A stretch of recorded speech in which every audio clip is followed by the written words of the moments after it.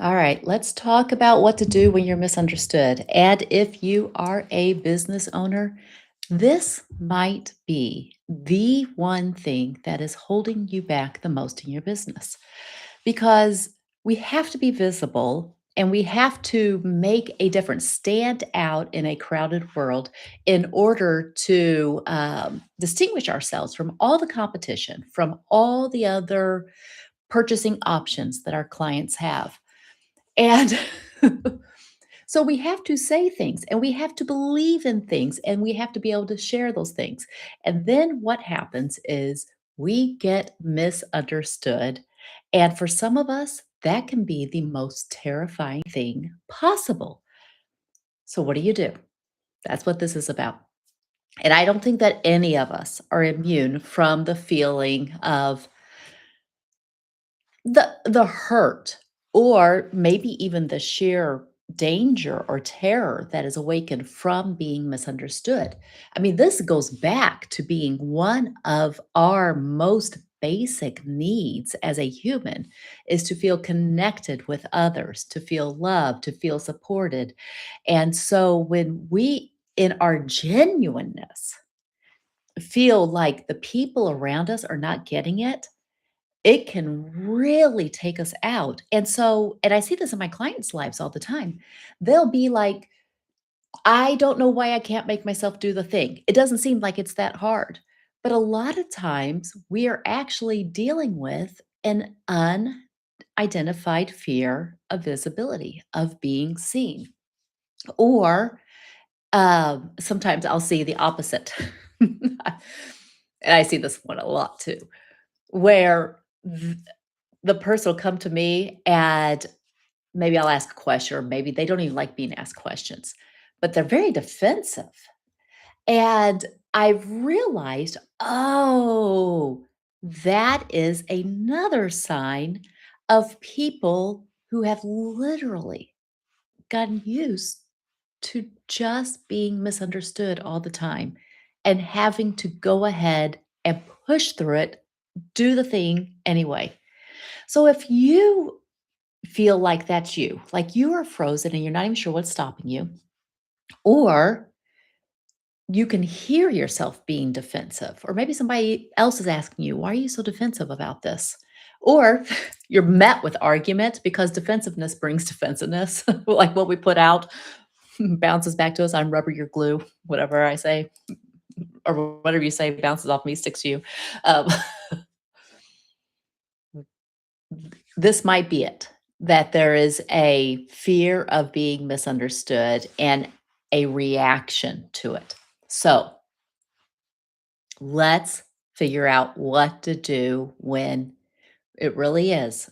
It I think this will blow your mind because a lot of times we think, well, people either need to listen better, or sometimes we think, I just need to explain it better. And we make it all our problem when I don't think it can always be all of our problem. All right. So let me tell you how this came up. This is the weirdest thing, the way that I got to this video.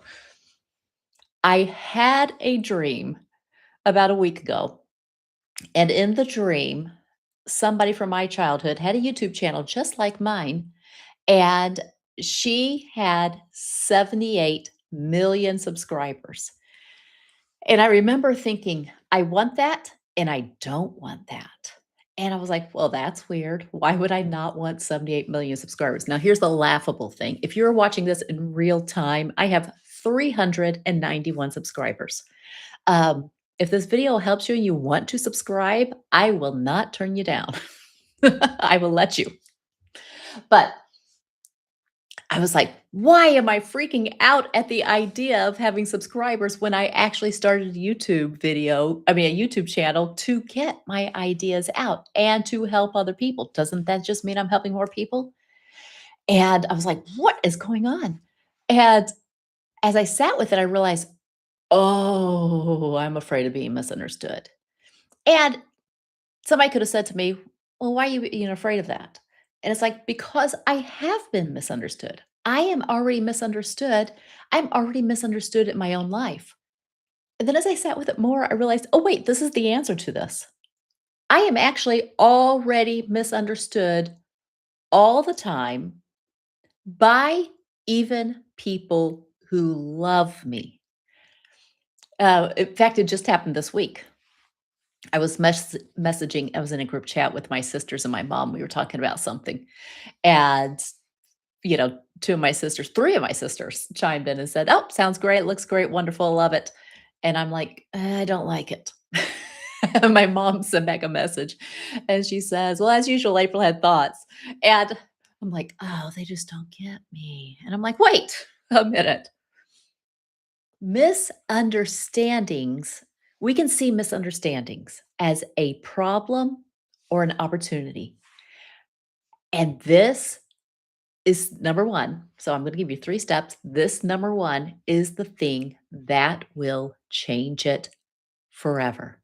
If you can accept that misunderstandings are not a problem, but an actual opportunity, if you can accept that misunderstandings are there and that they are a good thing, then you'll be so much more comfortable and at ease when they happen, even if you still hate that they happen, even if you still don't like it. So, let me give you some reasons why misunderstandings are literally inevitable. Number 1, if every single person in the whole entire world agreed with us, let's just start with that, then we'd all agree that everything should be done exactly the same. We'd all think the same, we'd all have the same beliefs, we'd all do it the same way. And it sounds wonderful until you realize that we would all also most likely make the same fatal mistake and drive over the same cliff and we'd all die. We would There would be no contrast in life for us to learn from each other. We would all be thinking the same, and half of our thinking would be helpful, good, right, and half of our thinking would be wrong, and there'd be no contrast to learn from each other. So, we need the contrast, which means that people that think differently than us are not going to understand how we're thinking. Now, let's also be honest. There are people that truly don't want to understand you either. So, misunderstandings happen because people are thinking differently than us, and so they see things differently. But misunderstandings also happen because people want to see that way and they don't want to consider any other option. I've been like that on certain topics in my life. I'm probably still like that in certain topics that I'm like, everybody thinks this way. Why would anybody think differently? And it's like, but we don't. There are some people that believe the earth is flat. I find that fascinating. And I also want to say, don't you think that you'll fall off the edge? But they're probably wondering, like, if you think the world's round, don't you think that we all fall off the edge? We can be frustrated by misunderstandings, or we can literally be fascinated by misunderstandings. We can be curious about it. One of these will drive us crazy, one of these reactions. And one of these will really enhance our life, our relationships, and all the opportunities we see. So, misunderstandings, accept that they are supposed to be there and they're there for our benefit, which means point number 2, use misunderstandings for your benefit. So, when somebody misunderstands you, this is what I give to myself. I try not to say anything unless I truly believe it and I truly know why I believe it. Um, then, when somebody misunderstands me, then I'm like, well, do they have a different viewpoint? And I can be curious about why their viewpoint, where they're coming from. I can learn it. I can deepen my understanding on the topic. Um, do or do they add some value? Like, oh, you've given me something to think about that I've never thought about. Misunderstandings are such an opportunity for us to learn and to grow. Or did I really say it in a poor way?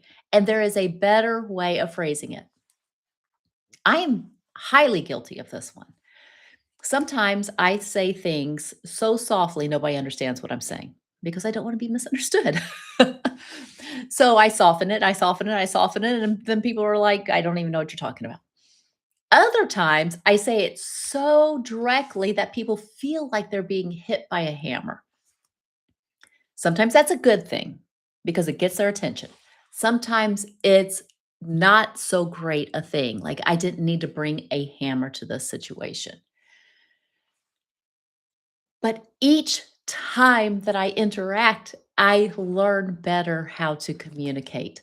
The key is not beating myself up for not being a perfect communicator the first time.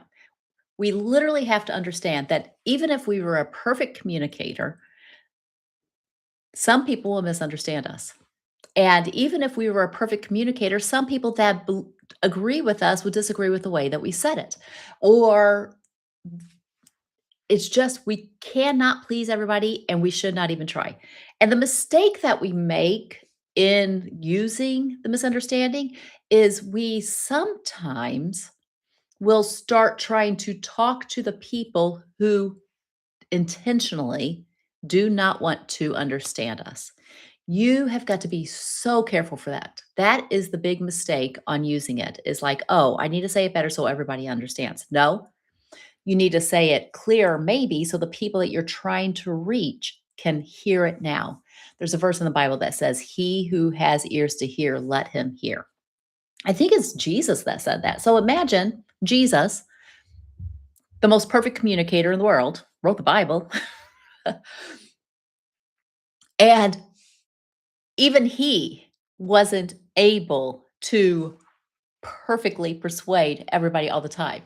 We think that that is our point, is that we should have such a powerful persuasion technique that everybody is convinced. No, that's how we create cults. We don't want that. We really do want people that are thinking and some people that disagree because that sharpens us and helps us. So use it. Use it to make yourself a more clear communicator. Use it to make yourself a stronger communicator. And use it to make it more clear who you are talking to and who you're not. People who do not have ears to hear what you're saying right now, don't keep on talking to them. All you're literally doing is creating more distance between you and them. So many times with my kids, we just get to the point. Hey, I think we're going to agree to disagree on this. I hear your perspective. I hear my perspective. They're not going to be the same. But here's what I love about that. Sorry, I'm tearing up a little bit even as I think about it. I love that they are independent thinkers themselves because I think independent thinkers will keep on thinking higher and higher and higher until they get to a belief that truly serves them. And my job as a mom, as a parent, is not to tell them what to believe right now so they never have to do that thinking for themselves. Because if they do that thinking for themselves, then when they uncover truth, and they put it to practice and they see how it works, they will hold that truth even more deeply. It's fear that makes us feel like we have to say the thing and say it so perfectly that people agree with us right now because we're afraid to sometimes allow them to go on the discovery of truth for themselves. If you believe that there is absolute truth in the Bible or in life, even, this is what I believe. I believe that there's absolute truth in the Bible. I believe that a lot of the things that we hold absolutely are not absolute truths, though. And the distinction is knowing the difference between those two. And that is the hardest distinction to make. And so we literally have to keep on coming with humility. Side note, my very favorite definition of humility is this: willingness to learn. So this is brings me to my third point.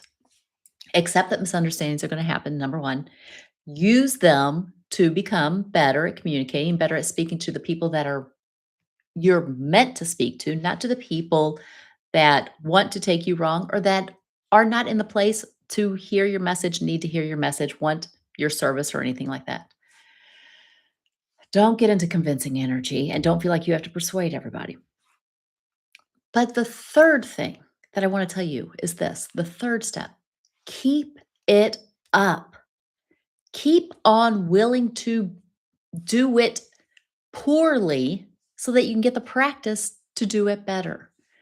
This is a lifelong skill. This is not something that we're going to take a 15-minute class and learn how to do it. And boy, if we just set our 3 points, we gave them a logical point and an emotional point, and they just rationalize all the way down, then nobody would be able to argue with us. Scientists still argue on whether, what is it, quantum physics is real or not. Way above my pay grade. I have no idea. But and on the other side, which I think this is the other side, Christianity, spirituality, people that love God with all their heart still disagree on their theology about God, about the Bible. They come to different conclusions while reading the exact same book. I happen to believe that that is intentional because, again, if we all believe the same thing, then we are all blind to the same danger and we will all drive off the same cliff. And there will not be that contrast that we can learn from and do better from. So, on misunderstanding, please don't make the mistake of thinking that just because somebody disagrees with you, that they don't love you. Please don't make the mistake of thinking that just because somebody agrees with you, that they do love you. Don't make disagreement have to be wrongness. Don't make your relationship dependent upon everybody agreeing or whatever. A lot of times, I've been around a lot of religious trauma, and then I see it come into the business place too. But it's unsafe to disagree in some spaces, and those are fragile spaces. So, what are we going to do? We are going to understand, number one, that misunderstanding is literally inevitable. But then, number two, we are going to use it to our advantage to sharpen us, to sharpen our message, to make us better communicators with the people that most need and want and welcome and have ears to hear our message. Understanding that is not everybody. That might only be 391 people on your YouTube channel. May not even be that many. I might lose some subscribers. But also, you have to come back to yourself. You are the safe space of like the stronger that I'm okay with saying it poorly, speaking the truth in love, like saying it, saying what I believe right now, willing to sharpen what I believe, iron sharpens iron, willing to think deeper, not willing to set it in stone yet, but willing to go with this for as long as it seems like it's working, and then questioning and deepening my understanding on the topic. And I'm willing, basically, I'm saying I'm willing to carry curiosity along on the journey and compassion because it really is hard. It is hard to say something with all of the um, all of the openness, all of the clear intent, all the pure motivation, and still be misunderstood. And I just keep on coming back to that. You can say, I think the highest motivation that we can say something is with love, speaking the truth with love. But I always say, be willing to speak first, just to get to being able to speak the truth. And then, even if you say it poorly, it's lovingly to have said it out there, and we'll learn how to say it better and say it with more love.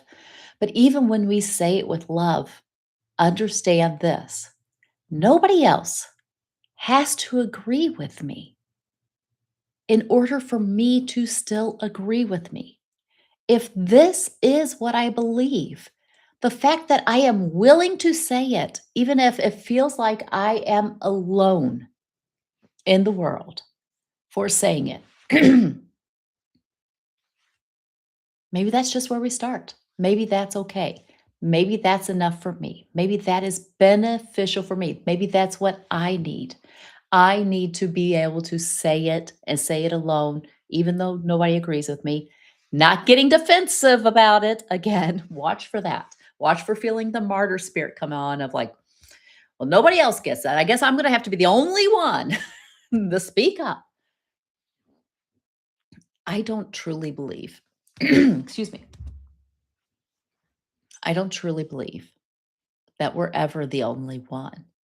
I think sometimes we're the first one. Maybe sometimes we're the first one in our circle to say it, to notice it. And maybe that's what your purpose is to be the first person to notice, hey, this needs to be said. Here's a problem that needs to be addressed. And I'm willing to say it, even if it's not ready to be received well yet. Good communication is a process. It starts in our heart and then it gets expanded with our willingness to share it with others, no matter the reception and no matter the outcome. This is why we were given tongues. We were given the ears to hear the misunderstandings, the disagreements, but we were given tongues to speak what we learn from those things. If you're trying to grow something great, I just don't know that you'll be able to do it without the skill of communication. And I don't think that there is anybody out there that's so great a communicator that nobody disagrees with them. I mean, you can water it down, you can water it down, you can water it down, but then it just doesn't even get heard. It doesn't even get appreciated. You water it down till it's just water. There's some people that still don't like water. There's truth. All right. Do you have any questions? Thank you to those of you who showed up live. Um, Give me a one in the chat if you have been misunderstood, and give me a two in the chat if you've determined that your message is still important enough to keep on being said, even if it gets misunderstood in the process. And then give me a three if you're going to commit to try not to take it personally, like to not, what is it? Not equate disagreement with unlovable and with, either I'm wrong or they're wrong. Somebody's got to be wrong. But just understanding that it's the first step. It's the next step in communication. All right. I hope this has helped. Come back next week because I am going to talk about in business the difference between math, as in plotting it all out, making sure the math works, and portal physics. When you find that magical shortcut that makes the math irrelevant, it'll be great. I think you're going to enjoy it. All right. Talk to you next week. Bye bye.